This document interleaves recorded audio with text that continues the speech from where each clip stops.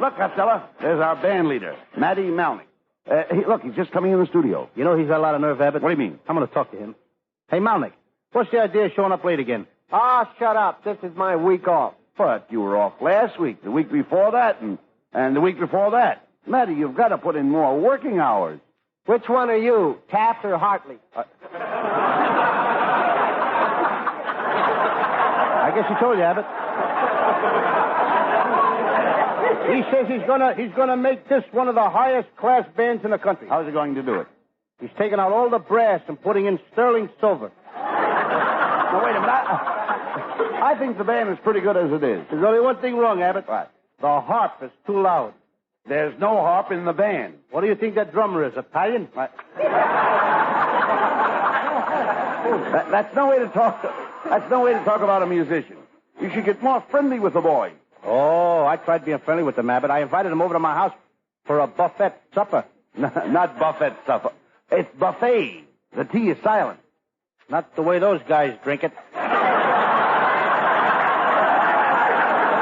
Just a minute, Costello. I don't have to take that guff from you. Oh, no. Now, listen, Malik. I'm the boss of the show, and you get in the front of that band and start waving that sticker, I'll fire you. You can't fire me. I'll be on this show as long as I like. This week and next week. In fact, I'll be on it next year if I want. Oh, yeah? Oh, yeah. My brother-in-law happens to be vice president of this network. He is? Yes, he is. Did you fix it so I can be on the show next week?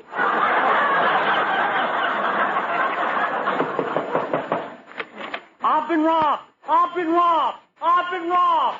I tell you all, I've been robbed. Who's that? Joe Walcott. He's been that way ever since he fought Joe Louis. Hello, boys. Well, look who's here. It's Susan Miller.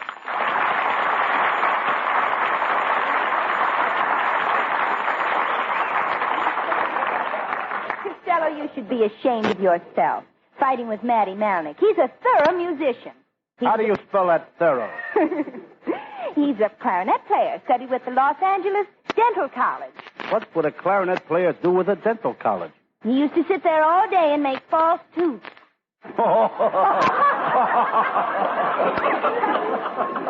That's a good one. Mm-hmm. You know, my Uncle Tom in Baltimore, he used to be a test pilot in the underwear factory. He used to let the flaps down on the union suits.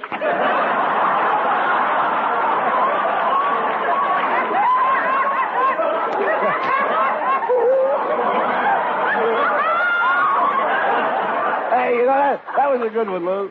You know, before I married my wife, Betty, she used to be a mechanic in a candy factory. She used to tighten the nut on the peanut brittle.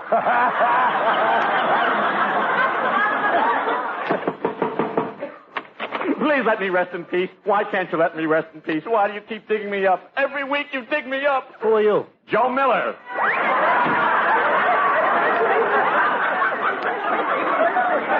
Never mind him, Costello.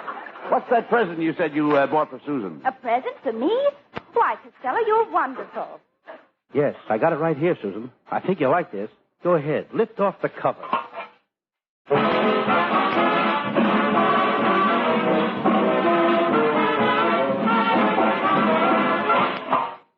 Gee, it's wonderful, but what is it? A musical garbage can. Shame on you, Costello. A garbage can for a fine girl like Susan. I'm sorry, Susan, but you know how I feel about you. You are a radiant vision of ethereal loveliness, and the cosmic vibrations of your mere presence fills my humble soul with palpitation of ecstasy. Was that me? Costello. Wait till I give you the finish. Wait a minute. Fills my humble soul with palpitations of ecstasy. Don't you feel good, Lou? Yes. Where did you learn to talk like that? I used to write ads for Honest John. Never mind, Costello. I think it was very sweet of you to give me the present. And in appreciation, I'm going to give you a kiss that will make your toes curl. Ah, you couldn't give me a kiss that would make my toes curl up. Oh, no? Yeah. Come here.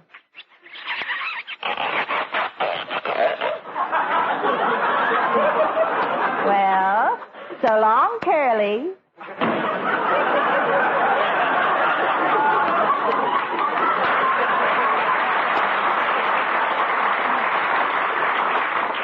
You know, Abbott, she calls me her secret lover. Why? She says when people see me, they'll know why she keeps me a secret. Costello, why don't you get serious with Susan? She'd make a good housewife. No girl's going to make a housewife out of me. No, you idiot. Why don't you propose to Susan? I proposed her 4 times last night. How did she react? First she was hot, then she was cold, then she was hot, then she was cold. Well, wait a minute. Where did you propose to her? Between the icebox and the gas stove. Hey, dummy. Hurry up before the joke cools off. Yeah, dummy, why didn't you propose to her in the parlor? I couldn't, Abbott. There were 50 guys playing pool in the parlor. Susan lives at the YMCA. The YMCA? You idiot, they don't allow girls to live in the YMCA. That's against the rules. Suppose they found out that Susan is living there. Who's going to tell? Why do you pick such places to propose to a girl? Why don't you pick romantic places? Why don't you take her horseback riding in the park? I tried that, too. I climbed off the horse, got down on my knees in front of her, and jumped up. Then I got down on my knees again, then I jumped up again. And then I got down on my knees again, and then I jumped up again. What was the matter? Were you nervous? No, I forgot to take off my spurs.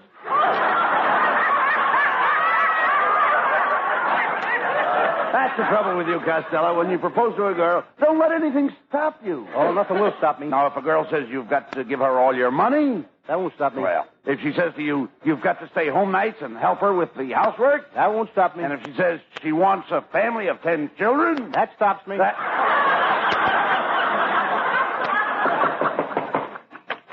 Hello, Bud, darling. Hello, Rubberhead. I'm Lou Costello. Hello, dear. Well, Costello's my wife. Aren't you going to say hello to my little dumpling?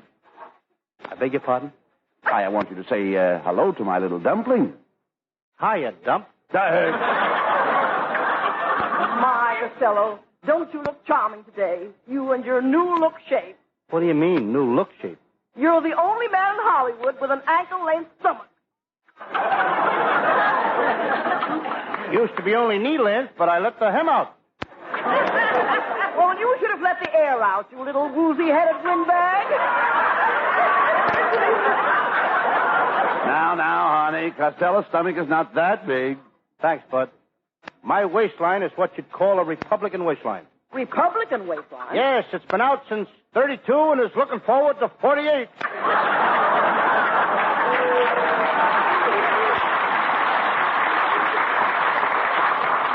Never mind that, Costello. Aren't you glad to see my wife? Huh? Aren't you glad to see my wife, Lou? Oh, sure. Mrs. Abbott, you're a sight with sore eyes. You mean I'm a sight for sore eyes? Okay, you're a sight with 4 sore eyes. There's nothing wrong with my eyes. I saw you going down Hollywood Boulevard yesterday with that red-headed bubblegummer. Yeah, who was that red-headed girl? I don't know her name, Abbott, but I call her Baseball. Why? She was thrown out at home.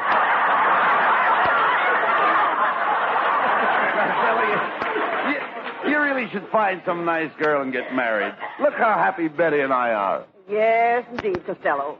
Buddy does just as I tell him. At home, I've got him eating out of my hand. He has to. The dishes are all dirty.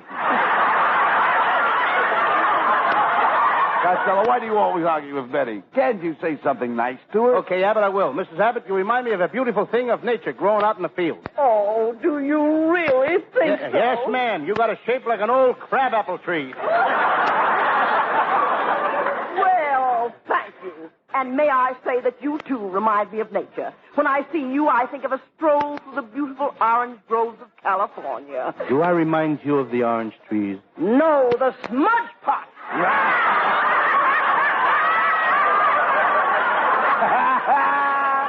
Oh, that's telling you, my little potato. You sure left him holding the bag. Oh, no, my little potato. You always leave him holding the bag. No, my little potato. You always leave him holding the bag. Ladies and gentlemen, you have just heard from a couple of old potato bags. Oh, goodbye.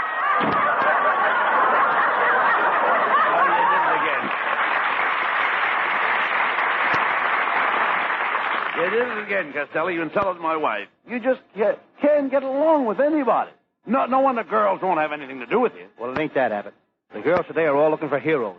I know what I'll do. I'll be a hero. No use, Costello. You'll never be a hero. You don't know how to act like a hero. No, I saw a picture last night called T-Men. I watched every move they made. Those T-Men are real heroes.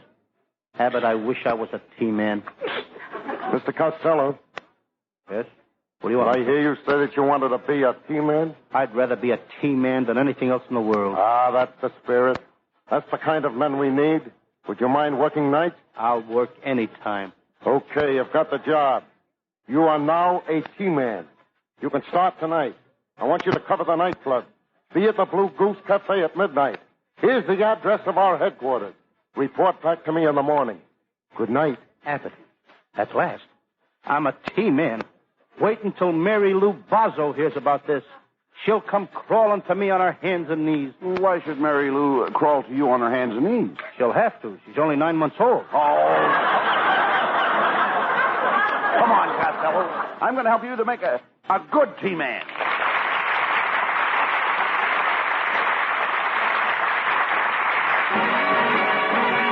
Abbott, ain't it wonderful? I'm a real T-Man. Boy, am I happy. Quiet, Costello. You must never disclose your identity, even if you're captured by a mob of gangsters, and they beat you over the head.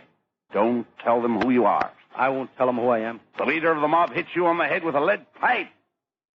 I won't tell them who I am. If 3 gangsters grab you, and they all beat your head against the wall, I won't tell them who I am. then a cop comes in to rescue you. I won't tell them who I am. Why? Why, then I won't know who I am.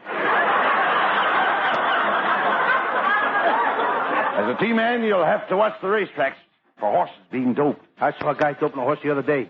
He put dope in the horse's mouth. Dope under the saddle. Dope in the horse's leg. The horse win? No, he was disqualified for flying over the grandstand. Look, you dummy, suppose we get a call from the chief of the T-Men to raid a gambling joint. Then we work as a team. I'll watch him and you search him. Well, what if we raid a bookmaker's place? I'll watch him and you search him. Suppose we raid a burlesque show. I'll search him and you watch him. I'm used to that kind of work. I once investigated the case of the blonde bubble dancer. How did you do? I busted it wide open. I don't believe you were ever a detective in a case in your life. I was so, Abbott. I investigated the case of the murdered millionaire. I can see the body now. Hanging from the chandelier, a knife sticking in his back, 6 bullet holes in his chest, and a bottle of poison in his hand.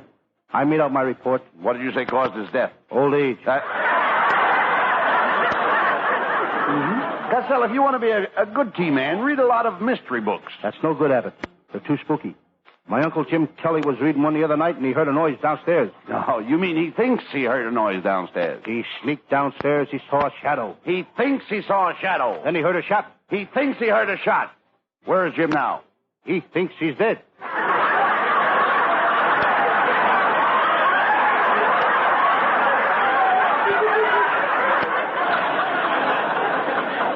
Well, never mind that. We're supposed to be at the Blue Goose Cafe at midnight. It's over on the other side of town. Now, what's the quickest way to get there? By boat. By boat? How can a boat get through the Los Angeles traffic? Something must be getting through. Cars ain't.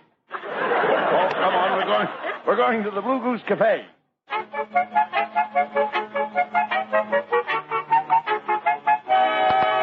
Hey, Abbott, I don't like the looks of this part of town. Look at that guy standing in front of that saloon wearing glasses. So what? Lots of people wear glasses. With beer in them? I'm going to ask that ragged man where the Blue Goose Cafe is. Say, buddy, you look like you know this section of town. Here's a dime. I'd like some information about this neighborhood. Hey, you got a lot of nerve. What do you think I do? Just come around this neighborhood? In the old days, I was a school teacher, but I gave it up. Why? You can make more money being a bum. But I was a good algebra teacher. I studied algebra for 9 years. Do you find it useful? No. You don't run into many people who speak algebra.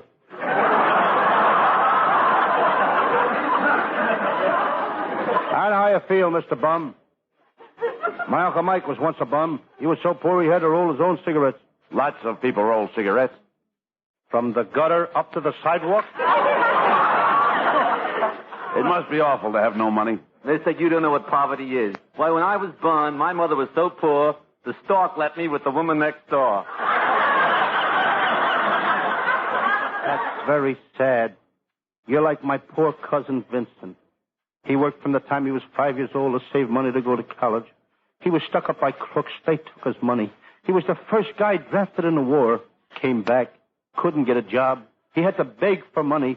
Finally, he saved $12. He lost it in the stock market. He invented television. They stole his idea. Now he's writing a book about his life. What's the name of the book? Smile and the world smiles with you.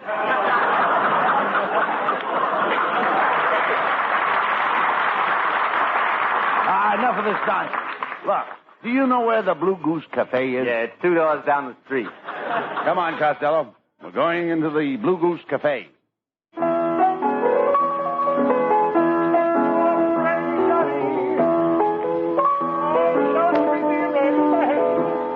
Hey, Costello, this is a pretty tough-looking mob in here. Be careful what you say.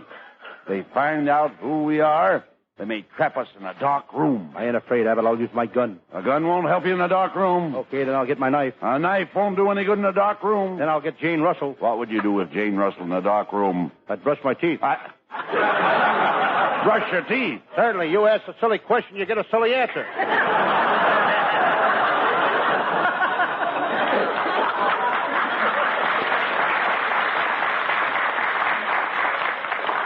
Hey, Abbott, look at that gorgeous, lovely, beautiful girl over there. Here she comes. Well, hello, cute and chubby. Hello. You can call me Dolores, big boy. Hello, Dolores, big boy.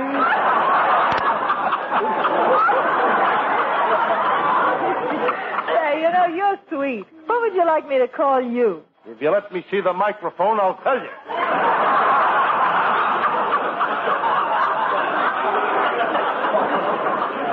Could I have it again? You're kind of sweet. What would you like me to call you? You could call me every 5 minutes. Watch yourself, Costello. Watch yourself. Say, Chubby, you do something to me. I'm going to put my arms around you like this. Oh. And I'm going to squeeze you like this. And now I'm going to kiss you like this.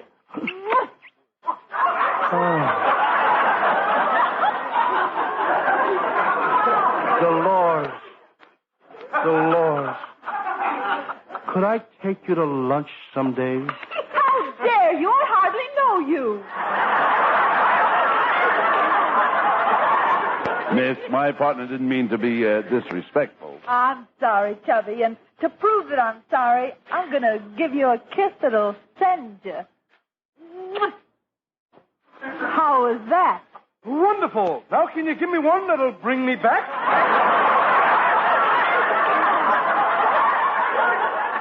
Dolores, come here. Now, what is it, Big Tony? I don't like the looks of those two mugs. Find out who they are. Okay, boss. Say, nice of you boys to drop in. By the way, what business are you in? Why, we're just a couple of... Costello, don't tell her. That is, we're a couple of retired millionaires. Say, look, if you're a couple of millionaires, maybe you'd like to gamble a little. We have a gambling room, you know. Well, we might put a few nickels in the slot machine. Better not, Abbott. We've had such a drought in California this year that even in the slot machines, the oranges won't come up.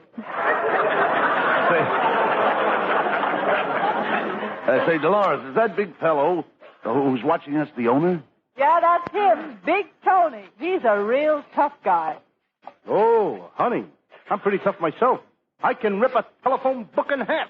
You ought to be great in a fight. Well, I don't know. In a fight, you don't get much chance to rip a telephone book in half.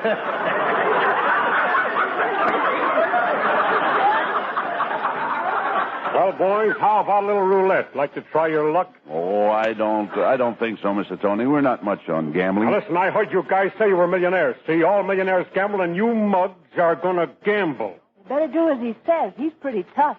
Abbott, we'd better go into the gambling room.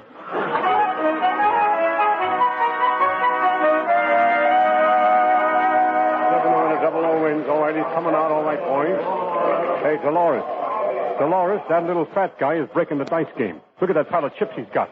Better get him away from that dice table into the back room. I'll have the boys play a little cards with him. Costello. How many cards do you want? Oh, I'll play these. Look, Abbott. I got 3 aces and a pair of kings. Bet it all, Costello. You can't lose. All right, you guys, cut out the whispering.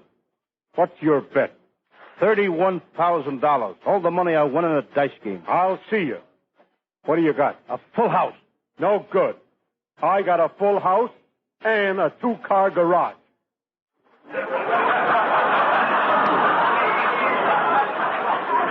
You got a full house and a 2-car garage. What kind of poker game is this? Poker? You jerk, we're playing Monopoly. That did it, Abbott. Let's do our duty as teammen and tear this joint apart. You're all under arrest.